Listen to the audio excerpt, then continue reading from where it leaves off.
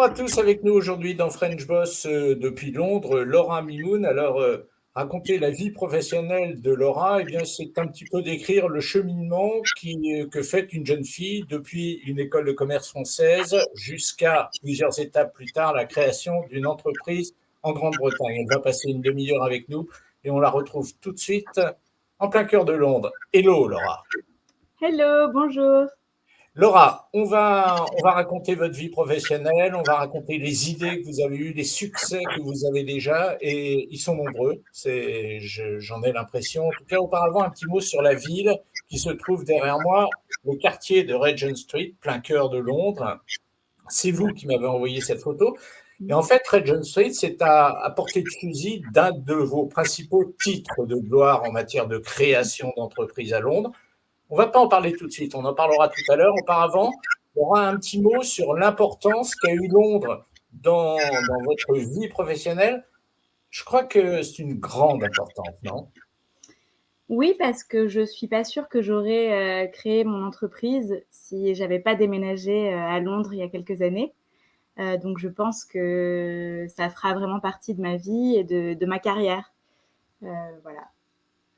C'est un moteur. Est-ce que Londres a été, d'une certaine manière, un accélérateur de carrière pour vous? Est-ce que votre carrière aurait peut-être été plus lente si elle avait été ailleurs qu'à Londres? Plus lente, je sais pas, parce que je suis très ambitieuse, que je travaillais déjà dans des grands groupes en France, que je travaillais dur et que du coup j'arrivais à progresser. Mais différente, c'est certain. Je pense vraiment pas que j'aurais entrepris si j'étais restée en France. Je pense quand même que Londres offre des carrières très excitantes. Si on travaille dur, si on se donne, si on est ambitieux, si on a du talent, on peut évoluer rapidement. Et du coup, j'ai voulu suivre cette trajectoire. Mais je pense que j'aurais aussi eu, j'espère en tout cas, si un jour je rentre, j'aurais eu une belle carrière en France aussi. Mais en tout cas, ce qui est certain, c'est que ça a orienté ma carrière et impulsé mon désir d'entreprendre. Alors, on va parler bien sûr de cette carrière, on va parler du stade où vous en êtes aujourd'hui, mais on va faire une petite chronologie, hein, si vous voulez bien. On va revenir quelques années en arrière, de l'autre côté de la Manche, à Lyon. L'EM Lyon, c'est le point de départ de tout ça. C'est là que naît la petite flamme de celle qui va devenir entrepreneuse quelques années plus tard. Alors, pas du tout quand j'étais là-bas. Euh, D'accord. euh, je me suis spécialisée en marketing. J'avais beaucoup de cours d'entrepreneuriat. À l'époque, c'était EM Lyon, Entrepreneur for the World. C'était ça leur slogan. Ouais. Mais j'étais pas du tout intéressée par l'entrepreneuriat. J'avais des cours d'entrepreneuriat, mais c'était pas du tout ceux qui me passionnaient le plus. Après, ce qui est certain, c'est que j'ai rencontré mon mari et mon cofondateur à l'EM Lyon. Voilà, l'entrepreneuriat, d'une certaine manière, a commencé là-bas. Est-ce que votre mari et votre cofondateur, c'est la même personne? C'est la même personne, mais pas tout le temps, à toutes les heures de la journée. Voilà. D'accord, ça ne nous regarde pas. On va pas rentrer dans le détail. Vous avez occupé plusieurs postes, vous étiez responsable de marque au sein de grandes entreprises. Racontez-nous ce qu'a été véritablement, Laura, votre vie professionnelle avant de créer votre boîte. On avance dans le temps, hein, petit à petit. J'ai fait une business school, j'ai débuté en stage dans un grand groupe et puis ensuite, ça m'a plu, je suis restée là-bas et j'ai évolué au sein de ce grand groupe tous les ans et demi. Ensuite, j'ai commencé à découvrir l'entrepreneuriat dans ce premier grand groupe pour lequel j'ai travaillé, puisque j'ai demandé à me faire muter à Londres parce que mon mari, à l'époque, travaillait en finance et avait une opportunité à Londres. Donc, c'est comme ça que je suis arrivée à Londres, toujours dans ce grand groupe. Et en fait, à l'époque, il y avait cette petite Française qui voulait travailler dans ce grand groupe à Londres et on savait pas trop quoi lui donner parce qu'elle parlait pas très bien anglais. Et donc, on m'a donné une toute petite marque qui s'appelle Green and Blacks Organic, qui est une marque de chocolat anglaise.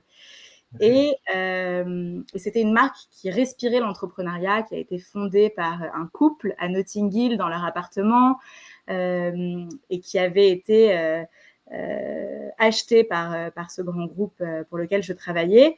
Et en fait, j'ai adoré travailler pour cette marque et je pense que ça a été ça, mon premier pas, on va dire, vers l'entrepreneuriat. Vous étiez, vous l'avez dit, très ambitieuse. Est-ce que déjà à cette période, vous étiez très ambitieuse ou est-ce que c'est venu avec le temps et avec les premiers succès et puis les premières responsabilités importantes qui vous ont été confiées? Je pense que j'ai toujours été ambitieuse. Euh, Même pour des petites choses toutes simples. Quand j'étais jeune, je voulais être déléguée de classe et je me battais pour être déléguée de classe. Je pense qu'il y a un état d'esprit, il y a des gens qui sont conquérants, je pense que j'en fais partie. J'aime le succès, j'aime que les gens m'aiment, qu'ils aiment ce que je fais. C'est parfois très difficile parce que ça veut dire que le regard des autres m'impacte beaucoup. Et que les high peuvent être très high et les low très low et que parfois voilà, je vis mes hauts et mes bas de manière très intense, mais j'ai toujours été ambitieuse. Après, c'est certain que plus on a de responsabilités, plus on a d'impact et plus c'est excitant aussi. Donc, je pense que ça s'est amplifié avec le temps. C'est marrant que vous parliez du fait que quand vous étiez à l'école, vous souhaitiez toujours être délégué de classe parce que ça traduit pas, à mon sens, tellement de l'ambition. Ça traduit une autre qualité et cette qualité, on en parlera tout à l'heure parce qu'on la retrouve dans votre quotidien professionnel aujourd'hui. Donc, on continue. Donc, la suite de votre ascension, la première petite flamme est en train de naître au travers de ce que vous côtoyez dans ce groupe. Comment elle se fait la maturation intellectuelle, professionnelle de Laura? En fait, je découvre ce que c'est que de travailler sur une petite marque, avec une petite équipe, avec des gens vraiment passionnés, et ça me plaît. Ça fonctionne très bien pour moi. Je suis promue au sein de cette petite marque et ça se passe tellement bien qu'on me donne ensuite une très très grosse marque qui n'est plus du coup Green and Blacks Organic. Et je m'amuse beaucoup sur cette nouvelle grosse marque, mais On pas peut autant. la citer? On peut Oui, la bien citer, sûr, Laura? Cadbury Cream Egg et même Pack au global. Donc, un super job en Angleterre. Il y a pas beaucoup de marques avec autant de personnalités, si sympathiques, etc. Et je m'amuse beaucoup dans ce nouveau job, mais j'ai ce manque de la petite marque, l'entreprise un peu familiale finalement, parce que Green and Black, c'était un petit peu ça. Il y avait des gens qui travaillaient sur la marque depuis plus de 14 ans. Et tout ça, ça m'avait beaucoup plu. Et donc, c'est comme ça que je me dis que peut-être un jour, je créerai mon entreprise ou en tout cas que je commence à m'intéresser par des plus petites structures. Et je sais que c'est assez étonnant de dire ça, sachant que mon move juste après, ça a été Pepsi. Donc, pas du tout une petite structure. Mais en fait, entre-temps, j'ai d'ailleurs cherché du travail dans des petites structures. Donc, je me suis fait contacter par un chasseur de tête pour une petite marque dans les salades. Une marque qui s'appelle Bol. Je ne sais pas si vous connaissez. Ils ont fait pas mal de pubs dans les Bol Food, dans les métros, etc. Maintenant, ils sont Ouais. chez Tesco, Sainsbury. Moi, je suis plutôt cassoulet que salade, moi. En général, ça se Et, voit. et en fait, j'arrive dernière étape du recrutement. Puis finalement, ils prennent quelqu'un d'autre en me disant que mon profil est trop gros business, pas assez entrepreneuriat et que pour eux, c'est trop risqué de m'embaucher pour cette petite boîte. Et là, vraiment, gros coup dur. J'ai du mal à me relever. Je me fais chasser par Pepsi en parallèle et du coup, je me dis, bon, bah, ça y est, je vais chez Pepsi. De toutes les manières, je ferai que des grands groupes toute ma vie. Voilà. Chez Pepsi, encore une fois, ce qui me plaît le plus, c'est les marques les marques, les petites marques. Donc, j'avais notamment dans mon portefeuille Naked Juice, qui était une marque qui n'existait pas en Angleterre, qu'il fallait lancer. Et c'est ça qui m'a plu le plus dans le scope que j'avais. Et donc, ça continue à me trotter. Oh là là, j'aime vraiment les petites marques, j'aime vraiment créer. Et il se trouve que c'est à ce moment-là que j'ai l'idée de Kaleido, de créer une salade sandwich. Et j'attends le bon moment pour démissionner. Et voilà, c'est là que tout démarre. On va en parler effectivement, on va y consacrer effectivement quasiment tout le reste de cette émission. Un petit retour sur une phrase que vous avez dite tout à l'heure, j'ai toujours été attiré par l'international. Qu'est-ce qui vous attirait dans l'international? C'était la possibilité d'offrir votre qualité professionnelle à l'international ou est-ce que c'était le goût du nouveau, de l'étranger, le fait d'être loin de chez soi? Qu'est-ce qui tenait la plus grande part dans ce choix de l'international et cette envie d'y être? Je pense que c'est la découverte, en effet. Quand on n'est pas chez soi, on regarde les choses avec un autre œil. Et ça me plaît. Je sais que, et c'est pour ça que je vous disais plutôt que si j'étais restée en France, j'aurais sûrement jamais entrepris parce que j'étais dans mon petit cocon familial avec mes amis, ma petite vie bien tracée. Et en fait, Londres m'a ouvert une autre façon de regarder les choses, un goût du risque plus prononcé. Et c'est vrai que j'ai vécu dans pas mal de pays. J'ai vécu en Argentine, en Chine. Et j'aime voyager, j'aime découvrir des gens, des cultures. Très bien, des cultures. Et en l'occurrence, la culture londonienne, ville dans laquelle vous avez créé, donc en 2017, Kaleido. Ouais. Kaleido, c'est des salades. Alors racontez-moi. Non, voilà, je schématise évidemment parce que justement, vous êtes là pour m'éclairer et m'apporter des précisions. Racontez-moi aujourd'hui quel est votre produit. Et on revient surtout 5 ans en arrière, en 2017, la création de Kaleido. Rappelez-vous, qu'est-ce que vous ressentiez à ce moment-là? Est-ce que c'était un moment euphorique, inquiétude? Quels étaient les sentiments qui vous traversaient, Laura? J'avais très peur. J'avais très peur de l'échec. D'ailleurs, mon père m'avait offert Les Vertus de l'échec à lire parce qu'il avait vu que j'étais terrorisée par l'échec. Donc, j'avais très peur, mais en même temps, j'essayais de tout rationaliser. C'est ma personnalité qui est comme ça. Donc, je me disais, bon, qu'est-ce que c'est le pire qui puisse m'arriver? Et je rationalisais pour gagner confiance en moi et avancer. Et d'ailleurs, on a fait les choses de manière très réfléchie. Mon mari est cofondateur, a gardé son emploi jusqu'en 2020. Voilà, on a pris des risques mesurés. Et voilà, et pour moi, j'avais tout à gagner parce que mon profil n'allait devenir que plus excitant dans un monde où tout le monde parlait de start-up. Quand j'étais chez Pepsi, tout le monde parlait de start-up. Tout le monde disait, oh là là, il faut qu'on agisse comme une start-up. Et j'étais là, mais en fait, on n'est que entouré de gens qui n'ont jamais travaillé dans des start-up. Et du coup, je me disais qu'à un moment donné, ça serait un plus pour ma carrière, quelle que soit l'issue de Kaleido, que d'avoir tenté de créer quelque chose. Donc, Kaleido, 2017, l'idée de départ, la petite graine qui alimente la création de l'entreprise et la création, en l'occurrence, du produit. Quelle est-elle, cette petite graine? Quelle est l'idée qui préside à la naissance de Kaleido? Donc, l'idée, c'est de révolutionner la manière dont les gens peuvent manger sain au travail. Voilà. Révolutionner, ouais. Bah oui, parce qu'en fait, aujourd'hui, il n'y a pas d'options qui sont saines mais gourmandes. Et moi, c'est ça que je voulais apporter sur le marché. C'était une salade sandwich, une salade qu'on peut manger avec ses mains comme on mange un burger, une salade qu'on peut tremper dans de la sauce, qu'on peut manger quand on est dans les transports, quand on est sur son bureau en train de travailler. Voilà, donc l'idée, c'est tout simple, c'est d'offrir un moyen de manger sain dans des situations où, en général, on doit manger de la junk food.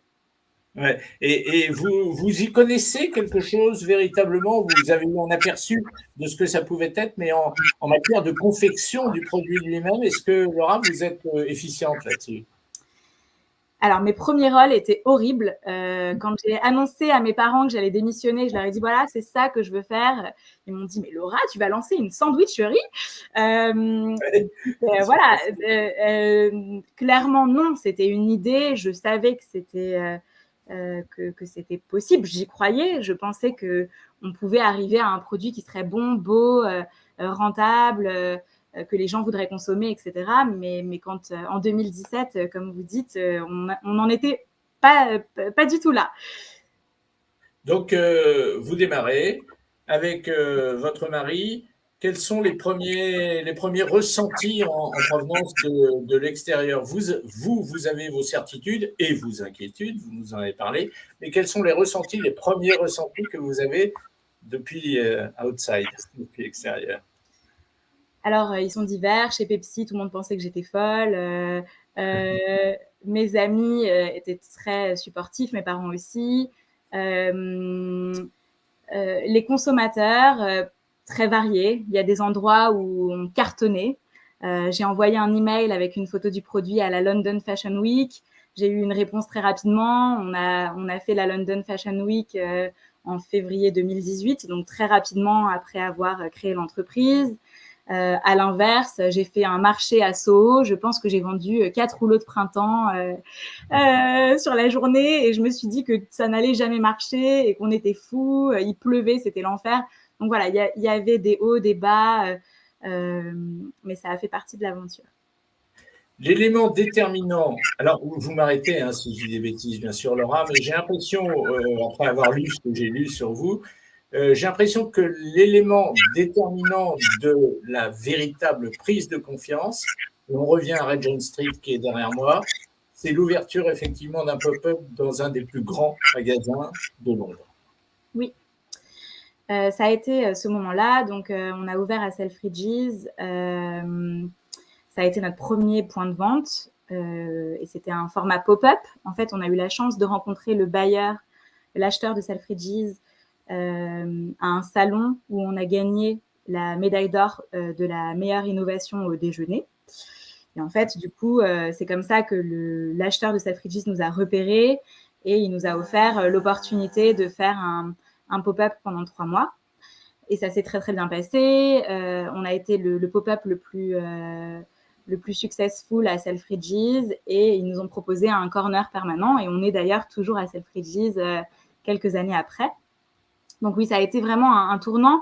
Je pense que ça m'a donné confiance en moi, ça a donné aussi beaucoup de crédibilité à la marque, ce qui était nécessaire parce que c'est un produit qui certes en France existe sous le format de rouleau de printemps, mais qui n'existe pratiquement pas en Angleterre.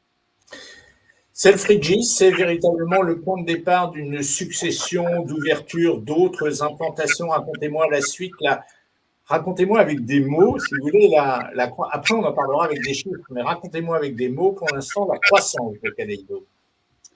Alors la croissance, elle est très très belle à voir, etc. Elle est beaucoup moins rapide que ce qu'on imaginait, parce qu'il y a quand même eu 2 ans de Covid entre 2019 et aujourd'hui. Mais on est très fiers d'avoir maintenant 5 boutiques. Donc on a Selfridges, ensuite on a ouvert Carnaby, on a ensuite ouvert Canary Wharf, Harrods et on vient tout juste d'ouvrir King's Cross Saint-Pancras. Donc je dirais que c'est une croissance qui est notable en termes de points de vente parce que 5 points de vente, ça commence à être une taille assez intéressante. Mais aussi en termes d'emplacement, parce qu'on est vraiment dans des emplacements qui sont des emplacements très uniques à Londres, à Rhodes, King's Cross Saint-Pancras. C'était des endroits où je rêvais d'être. Et du coup, on touche un peu de plus près notre rêve. Et ça doit coûter hyper cher, justement, les locations d'emplacement dans ces endroits-là. Et du coup, eh ben, ça rend la rentabilité beaucoup plus hasardeuse et beaucoup plus difficile à obtenir. C'est un point que beaucoup de gens, une question que beaucoup de gens me posent. Non, non, parce que on a aussi eu de la chance et on essaie d'être opportuniste. King's Cross Saint-Pancras, par exemple, ils sont venus nous chercher, ils nous ont proposé cet emplacement parce qu'ils avaient une opportunité. C'est une toute petite arche, là où on est. Très peu d'opérateurs peuvent opérer à partir d'un emplacement si petit. Et ça a un peu été le cas dans tous nos magasins. Carnaby, par exemple, c'est un ancien ascenseur. Donc, certes, très grand, mais ça reste un ancien ascenseur. Canary Wharf, c'était 2 anciens distributeurs automatiques qu'on a mergés, etc. Donc, du coup, notre approche et notre business model, qui est très agile, nous permet d'avoir des points de vente avec des loyers qui sont tout à fait acceptables. Ouais, donc, c'est un parti pris d'avoir plein de petits emplacements plutôt que moins, mais de grands emplacements. Oui, clairement, c'est notre choix. Ça va avec notre stratégie d'être disponible à l'endroit où les gens ont besoin de nous. Et il y a plein d'endroits où on mange mal, et donc on veut avoir des tout petits corners dans les endroits où c'est difficile de consommer quelque chose de sain quand on est en mouvement. Alors, on va parler, Laura, bien sûr, on ne peut pas y couper de ce que représente aujourd'hui Kaleido. Quand je parle de ça, c'est ce que ça représente en termes de personnel, ce que ça représente en termes de chiffre d'affaires, ce que ça représente en termes de croissance. On arrive dans l'instant chiffre de French Boss, Laura. Super. Du coup, en termes de chiffre d'affaires, ce que je peux vous dire là, c'est que avant Saint-Pancras, on était à plus de 1,2 million de chiffre d'affaires. On a environ une vingtaine d'employés. Donc, on a des chefs, on a des livreurs, on a des vendeurs. Mais au siège, on n'est toujours que Denis et moi. Et une stagiaire qui nous a rejoint il y a un mois. Voilà, donc du coup, ça reste une toute petite équipe. Ça me fait bien rigoler parce que souvent, on reçoit des emails sur la boîte hello@kaleidorals générique en disant « Pouvez-vous transmettre ça à Laura ?» Et je suis là, en fait, on les voit, vos emails. Donc voilà. C'est marrant, je vais revenir sur ce dont vous parliez tout à l'heure, qu'on a un petit peu occulté, qui est le Covid. Est-ce qu'à un moment donné, donc vous aviez déjà créé votre entreprise, elle démarrait, et ce Covid, pour vous, comme pour beaucoup de gens d'ailleurs, il est arrivé au pire moment. Est-ce que vous avez eu la trouille à ce moment-là que tout s'arrête, d'une certaine manière?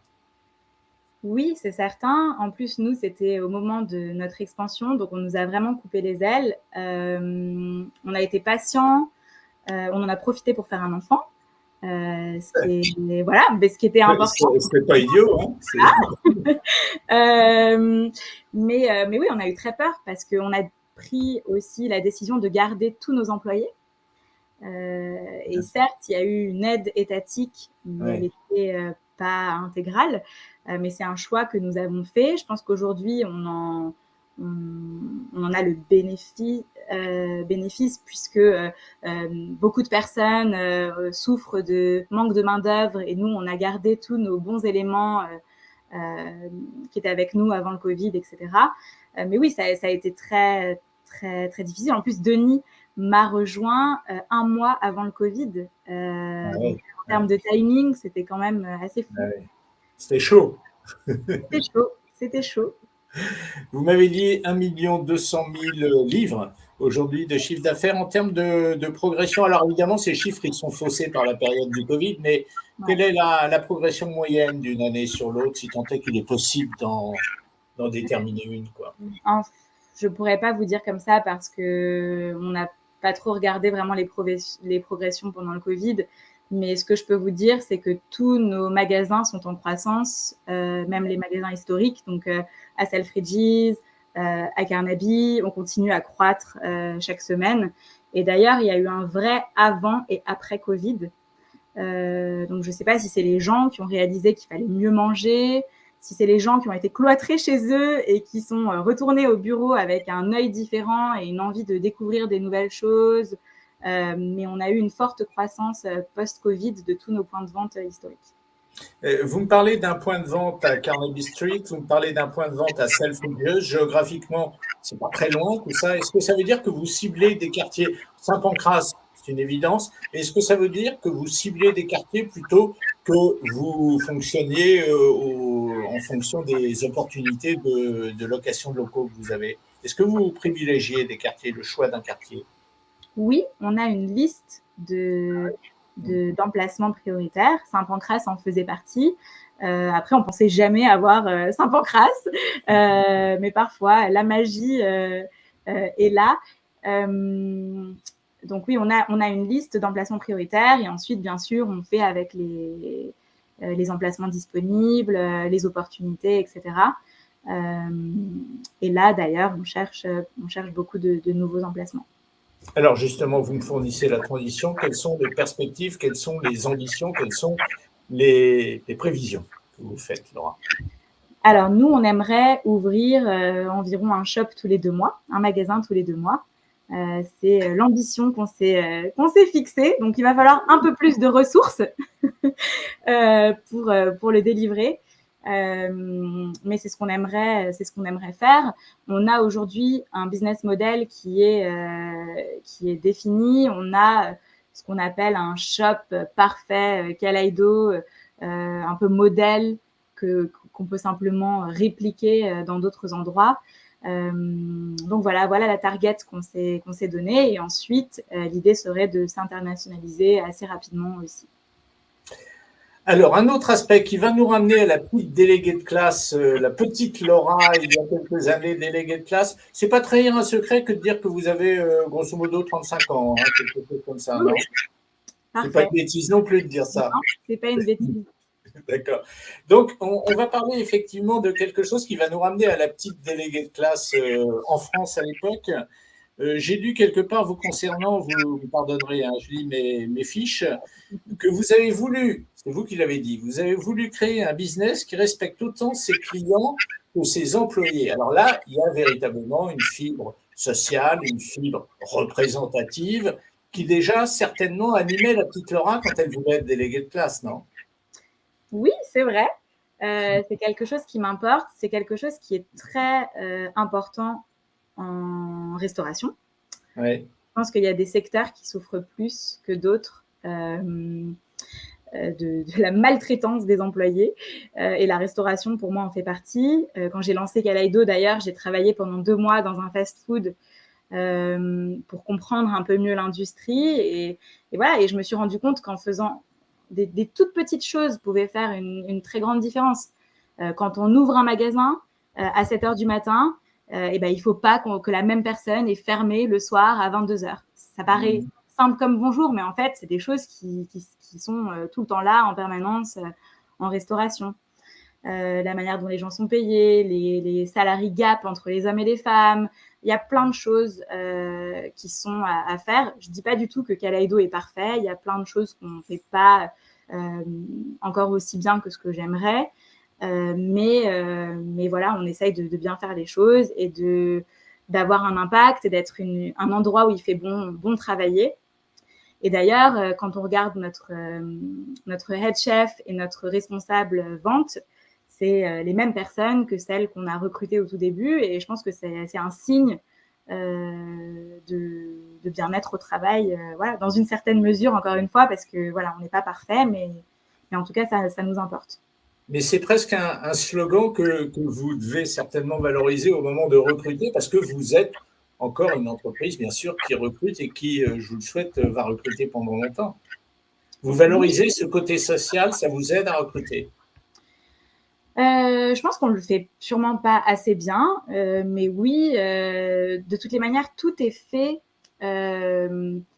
C'est des choses, en fait, on se rend compte très rapidement des différents types d'entreprises. Chez Kaleido, par exemple, le bonus, il y a un monthly bonus qui est basé sur la performance de l'entreprise. C'est le même bonus qu'on soit head of stores, general manager ou juste team member. Il y a plein de petites choses en fait qu'on peut faire pour faire sentir aux gens qui sont importants, quel que soit leur niveau hiérarchique. Et en fait, je pense que ça nous aide à recruter parce que quand on présente de manière très factuelle, par exemple, notre bonus scheme, les gens ressentent les valeurs de l'entreprise via les actions. Et en fait, pour moi, plus que par des jolis mots. Et d'ailleurs, on va refaire complètement notre website et je pense qu'il y aura plus du tout ce qui a écrit aujourd'hui qui date maintenant. Mais pour moi, ce qui est très important, c'est des actions concrètes en fait. Comme je vous le disais, les gens qui ferment, le shop n'ouvre pas le lendemain. Comment est-ce qu'on répartit les bonus en entreprise, voilà. Donc c'est ce genre de choses sur lesquelles on prête notre attention. Laura, on a déjà là, un petit peu, pas largement, un petit peu débordé de la demi-heure auquel on a droit, entre guillemets, dans cette émission French Boss. Il me reste deux questions. Je vais vous demander des réponses rapides si vous le voulez bien. Pardon. La première question, c'est est-ce que vous pensez aller décliner votre concept ailleurs qu'en Grande-Bretagne? Oui, Où? vous m'avez dit dans plein d'endroits, à Dubaï, à LA, à Paris, voilà. D'accord. Et la dernière question, c'est, là, on va revenir complètement en arrière à ce qu'on disait en début d'émission. On a vu que vous aviez eu une carrière très linéaire, vous n'avez cessé de grandir, d'abord comme salarié, puis comme entrepreneuse. Est-ce que vous pensez que les différentes étapes que vous avez traversées en tant que salarié ont fait de vous une entrepreneuse peut-être meilleure qu'aurait été quelqu'un d'autre qui n'aurait pas eu tout ce cheminement initiatique? Est-ce que vous pensez que quand vous êtes arrivé entrepreneur, vous étiez meilleur qu'une autre, quoi, en gros. C'est bien ça. Je pense qu'il y a beaucoup de choses que j'ai appris dans ma formation, dans des grands groupes qui m'ont certainement aidée. Après, il y a beaucoup de choses que j'ai dû aussi déconstruire. Tout d'un coup, on se retrouve tout seul, on n'a pas 15 agences, donc il faut, voilà, c'est très différent. Et je pense que ça a été une grande force, mais dans certains aspects, ça a aussi été une limite. Et qu'est-ce que vous donneriez comme conseil, je rallonge un peu bêtement d'ailleurs, qu'est-ce que vous donneriez comme conseil à un jeune qui aurait 15 ans de moins que vous, qui rêverait comme ça de créer son entreprise sur un produit original et moderne? Qu'est-ce que vous lui donneriez comme conseil? De faire ce que vous avez fait, c'est-à-dire passer par le salariat, ou est-ce que vous lui donneriez le conseil de démarrer tout seul très jeune?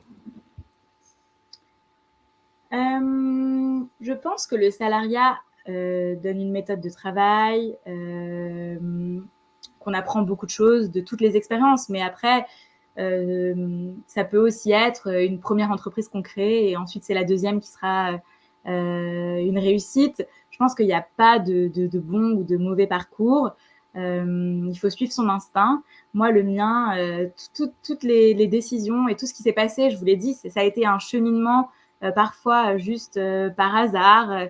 Et je pense que c'est ça la magie de la vie et qu'il ne faut pas avoir peur aussi de retourner en arrière. Quand je suis arrivée en Angleterre sur Green and Blacks, j'ai été rétrogradée.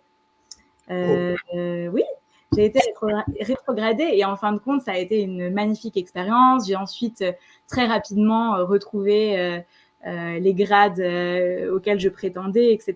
Mais en fait, ce que je veux dire, c'est qu'il n'y a pas de chemin type et il ne faut pas avoir peur de parfois se perdre un petit peu. Je crois que ça nous amène toujours dans la direction finale.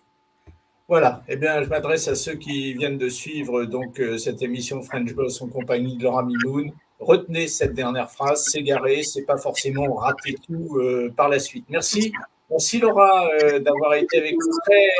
Très enrichissante comme interview parce que très actuelle et effectivement, beaucoup de jeunes sont dans votre situation, ont les mêmes envies que vous et donc c'est important pour eux de leur dire que c'est possible.